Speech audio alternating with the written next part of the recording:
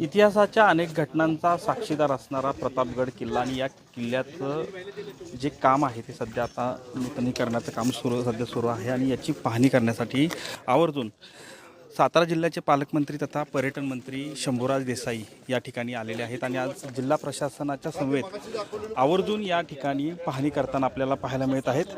अनेक मोठ्या प्रमाणात काम जे आहे ते सध्या या ठिकाणी सुरू असल्याचं एकूणच आपल्याला पाहायला मिळत आहे आणि सध्या ज्या ज्या भागाची या किल्ल्याची दुरुस्ती झालेली आहे याची आवर्जून ते आता सध्या पाहणी करत आहेत आणि जिल्हा प्रशासनाकडून आवर्जून या ठिकाणी माहिती घेताना देखील पाहायला मिळत आहे।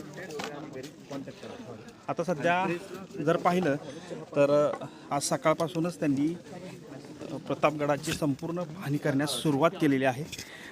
साहेब, या ठिकाणी आपण आज पाहणी करण्यासाठी आलाय, काय एकूणच सांगाल? आज सकाळपासूनच आपण पाहणी करणार काय आहे, आपण प्रतापगड संवर्धन प्राधिकरण ही आदरणीय एकनाथजी शिंदे साहेब मुख्यमंत्री असताना स्थापन केलेलं आहे। आदरणीय खासदार श्रीमंत छत्रपती उदयनराजे भोसले महाराज साहेब हे त्याचे अध्यक्ष आहेत, मी त्याचा सहअध्यक्ष आहे आणि आपण याच्यामध्ये पहिल्या टप्प्यातला 24-25 कोटी रुपयाचा आराखडा एक मंजूर केलेला आहे। त्यातली काही कामं चालू आहेत। स्थानिक ग्रामस्थ जे आहेत, स्थानिक गावकरी जे आहेत, त्यांचं म्हणणं होतं की दर्जेदार कामं झाली पाहिजेत। काही ठिकाणी कामं जी झालेली आहेत त्याची क्वालिटी बरोबर नाही, म्हणून मी आणि माननीय जिल्हाधिकारी महोदय आम्ही दोघंही त्याची आज प्रत्यक्ष सकाळपासून पाहणी करतोय। पुरातन विभागाचे आमचे सर्व अधिकारी बरोबर आहेत, वन विभागाचे अधिकारी आहेत आणि ज्या ठिकाणी आम्हाला असं आढळलं त्या गोष्टी परत काढून नव्यानं करायच्या सूचना त्या यंत्रणेला आम्ही या ठिकाणी दिलेल्या आहेत। आमचं याच्यामध्ये राज्य सरकार म्हणून ही स्पष्ट भूमिका आहे की जसा छत्रपती शिवाजी महाराजांच्या काळात 300 वर्षापूर्वी रायगड होता, प्रतापगड होता, तसा प्रतापगड आपल्याला या ठिकाणी रिस्टोर करायचा आहे, जतन करायचं आहे। त्यामुळे ही कामं दर्जेदार व्हावीत या अनुषंगानं आम्ही आज त्याला व्हिजिट दिलेली आहे। या आता प्रतापगडासाठी असेल किंवा या अनुषंगानं तर ह्या भागासाठी किती साधारणतः तरतूद निधीच्या आणि याचे 4 टप्पे आहेत।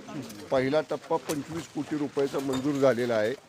ती कामं जशी जशी त्या प्रगतीपथावर येतील तसा उर्वरित निधी त्याला उपलब्ध करून दिला जाईल।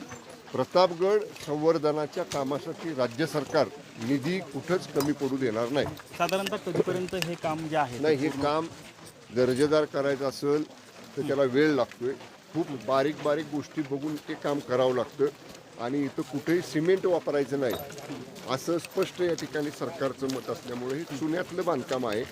त्यामुळं ते करणं आणि ते टिकाऊ असणं, त्याला क्युरिंगला वेळ देणं म्हणून थोडासा वेळ लागतोय, पण जर वेळ जरी लागला तरी क्वालिटीचं काम या ठिकाणी आपण करण्याच्या सूचना दिलेल्या आहेत। तर एक शेवटचा प्रश्न आहे, जर असं काही आढळून आलं असेल की जर चुकीच्या पद्धतीचं काम किंवा चुकीचं काम जर झालं असेल तर अशी काही कारवाई ठेकेदारांवर होईल? नाही, त्यांना आता एक आम्ही सूचना दिलेली आहे की जे आम्हाला चुकीचं दिसलं ते काढा आणि परत नव्यानं करा। त्यांनी ते मान्य देखील केलेलं आहे।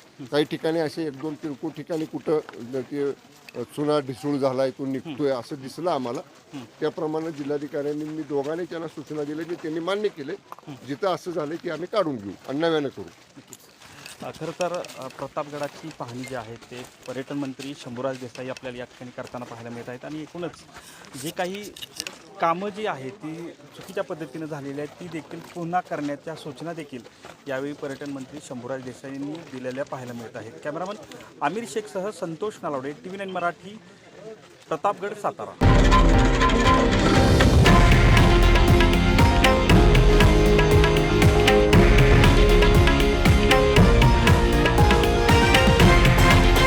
हे आहे देशातील नंबर 1 न्यूज नेटवर्क आणि आपण पाहत आहात TV9 मराठी, एकमेव।